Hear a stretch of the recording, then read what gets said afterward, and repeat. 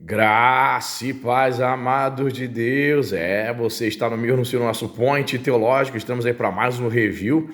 Olha que obra interessante, hein? As 10 heresias do catolicismo atual. Uma obra interessante porque publicado por uma editora católica, editora Vozes. Quem é o autor? José Gonçalves Faus. Querido, interessante. Uma obra muito interessante. Aí vamos mostrar para você o sumário, fazer o review. Fica comigo até o final do vídeo. E para você que não me conhece, sou o pastor Anderson Porto, seja muito bem-vindo. Estamos aqui nas internet da vida compartilhando conhecimento, né, fazendo reviews de livros de teologia, bíblias de estudo, né, e também transmitindo as nossas lives. Sugiro você que está chegando no nosso canal, se inscreva aí no nosso canal. Isso vem fazer parte da família Point. 2 segundos para você se inscrever, ó. 1, 2, pronto, já ativou o sininho da notificação. Agora você já recebe as notificações das nossas lives. Você está inscrito. Compartilhe esse vídeo também, eu peço a você para dar um upgrade aí, para engajar o canal. Compartilhe aí nos seus grupinhos, envia para pessoas que você conhece, para pessoas que têm interesse aí por vídeos como este, tá certo? Dê o seu like, faça seu comentário e certamente, né, Deus há de abençoar a sua vida, meu querido. Tá certo? E se você deseja também ser o nosso patrocinador, aqui nos comentários tem um link, né? Tem um link do Apoia-se a partir de R$5 mensais. Você poderá se tornar nosso apoiador. Fazendo isso, vamos colocar você no nosso grupo do WhatsApp da família Point. Vamos lá. Sabe quantas páginas? Um livro tranquilo aí, ó. 173 páginas. Certeza que você vai achar interessante aqui, ó. Vamos ler aqui, ó, um trecho da obra. Tive a imensa sorte de manter um contato intenso e constante com a tradição cristã e suas fontes, e creio que isto me permitiu recuperar o sentido autêntico de muitas verdades da fé. Este privilégio é o que este livro quer compartilhar com os irmãos e irmãs, porque a teologia é sempre uma tarefa eclesial. E penso que pode ser útil em nossa conjuntura atual, que, em minha opinião, ameaça fazer-nos oscilar entre um cristianismo ressequido e um cristianismo líquido. Ó. Vamos ver aqui o que o autor vai dizer no sumário. Vamos lá, olha só. Temos o sumário aqui, ó, introdução. Convém que haja heresias. Capítulo 1, negação da verdadeira humanidade de Jesus. Ó, primeira heresia que ele identificou. Capítulo 2, negação da iminente dignidade dos pobres na igreja. Olha, terceira heresia que ele falsifica, que ele observou na igreja católica. Falsificação da cruz de Cristo. 4, desfiguração da ceia do Senhor. 5, transformar o cristianismo numa doutrina teórica. 6, negação da absoluta incompatibilidade entre Deus e o dinheiro. 7, apresentar a igreja como objeto de fé. 8, a divinização do Papa. Olha, interessante, hein? Fique comigo, vou dar uma olhadinha aqui nesse capítulo, certo? 9, clericalismo. 10, esquecimento do Espírito Santo. Olha, até entre os católicos, eles reconhecem que o Espírito Santo tem sido ignorado. Interessante, né? Conclusão, eu, pecador, me confesso. Vamos dar uma olhadinha aqui, ó, nessa questão da divinização do Papa, página 117. Muito interessante, hein? Olha, 117, cheguei. Olha aqui, o que ele diz aqui, ó. Para a divinização do Papa. Para o caso de a acusação só exagerada, tal como a formulamos no título deste capítulo, convém começar examinando alguns testemunhos. Número 1, alguns dados. Letra A. Confessamos que o Papa Romano tem poder para mudar a Escritura e aumentá-la ou diminuí-la de acordo com a sua vontade. Confessamos que o Santíssimo Papa deve ser honrado por todos com a devida honra devida a Deus e com a genuflexão maior devida a Cristo. Fecha aspas aí, ó. Essas palavras incríveis provêm da profissão de fé que os jesuítas propunham aos protestantes húngaros para passarem à Igreja Católica no final do século XVII. Joseph Ratzinger, né, que foi o Papa Bento XVI, que chama de monstruosa esta profissão, reconhece em seguida que o magistério nunca interveio contra ele e a apresenta como mostra indiscutível de que antes e depois do Vaticano I usaram-se 2 pesos e 2 medidas para tratar as tendências heréticas que se inclinavam mais para o lado dos bispos e as que se inclinavam para o lado do Papa. Letra B.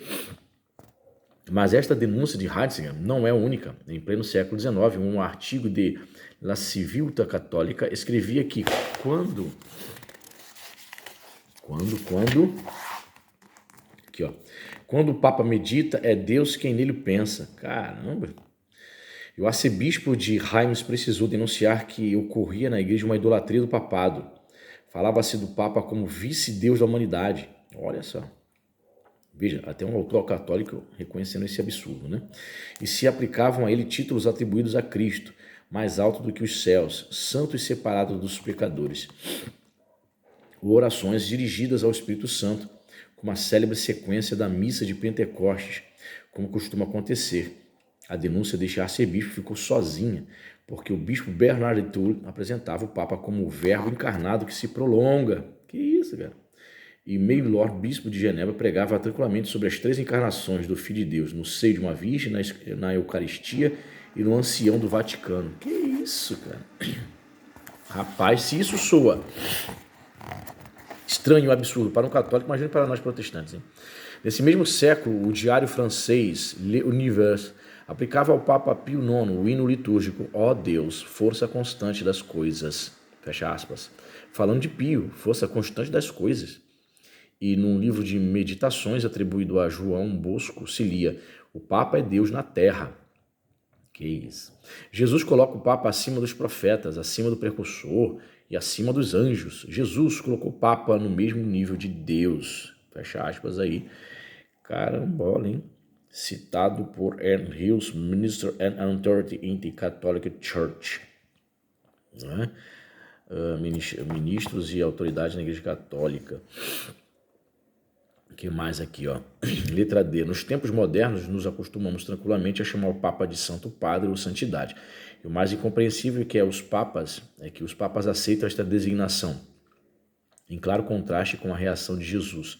Só Deus é santo. E com as palavras de João Paulo II ao dizer que o único título digno do sucessor de Pedro é o de servo dos servos de Deus. Olha, o menos usado. Interessante, aí você pode parar aí, né? Pode parar o vídeo para ler mais aí. Muito interessante, hein? Gostei. Tem que ser corajoso, né? A própria editora Vozes publicando uma obra. Pode parar o vídeo para ler mais detalhes, né? Publicando uma obra que critica a Igreja Católica. Interessante, né? Muito interessante. Tá vendo aí? Você pode parar o vídeo para ler mais detalhes.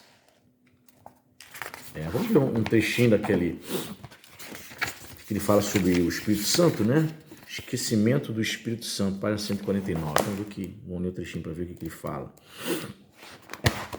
Aqui. Alguns anos escrevi naquele que foi como que meu primeiro livro. Deus está agora ausente como filho abandonado, está para vir como pai, está presente como espírito, fecha aspas. Isto assinala a suprema importância da pneumatologia na fé e na reflexão cristãs. Deus presente só como espírito. E diante deste dado existem tantos cristãos a respeito aos quais se poderia aplicar a frase dos Atos. Nem sequer ouvimos falar que há um Espírito Santo, conforme Atos 19:2, né? O ar de Deus. No quarto evangelho, Jesus parece referir-se ao Espírito recorrendo a uma comparação com o vento que sopra onde quer. O vento é o ar em movimento. O vento permite perceber a existência do ar que nem vemos, nem ouvimos, nem tocamos, de modo que aqueles que presumem não crer senão naquilo que podemos tocar, deveriam negar a existência do ar se não fosse o fato dele se pôr em movimento de vez em quando. Mas se a imagem do ar é útil, porque nos aproxima de algo muito real, mas está além de nossas possibilidades de percepção, em troca, o vento é menos manipulável. Pode ser brisa, suave ou furacão, sopra não só onde quer, mas também como quer. Aqui, o João 23 aludia a algo disto com a imagem de abrir as janelas, usada ao convocar o Vaticano II. O problema é que esta abertura das janelas causou espirros em muitos curiais. Olha lá, o estilo de Deus. O Espírito é efetivamente o estilo de Deus, e o Novo Testamento costuma ver este estilo naquilo que mais tarde Nicolau de Cusa chamaria de harmonia de contrários. Vejamos alguns exemplos dessas harmonias Em todo o ensino neotestamentário, o Espírito significa unidade na pluralidade. Lucas o visualiza com suas descrições ideais da primeira comunidade, apesar das diferenças de línguas, origem, etc. Paulo o ensina com a metáfora do corpo, uma grande diversidade de órgãos com o mesmo Espírito. O Espírito de Deus significa também a máxima liberdade, na máxima entrega e obediência. Paulo insiste de mil maneiras que não recebemos o espírito de servos, mas de filhos. E a carta aos Hebreus aponta que Jesus se entregou até o fim pela força do Espírito. Tá aí, acho que deu já para você perceber, né? Um pouco aí desta obra da editora Vozes, As 10 Heresias do Catolicismo Atual. José Gonçalves Faus. Você não conhecia? Está no seu radar? Deixa escrito aí, deixa seu comentário, deixa seu like. Deus te abençoe e até a próxima.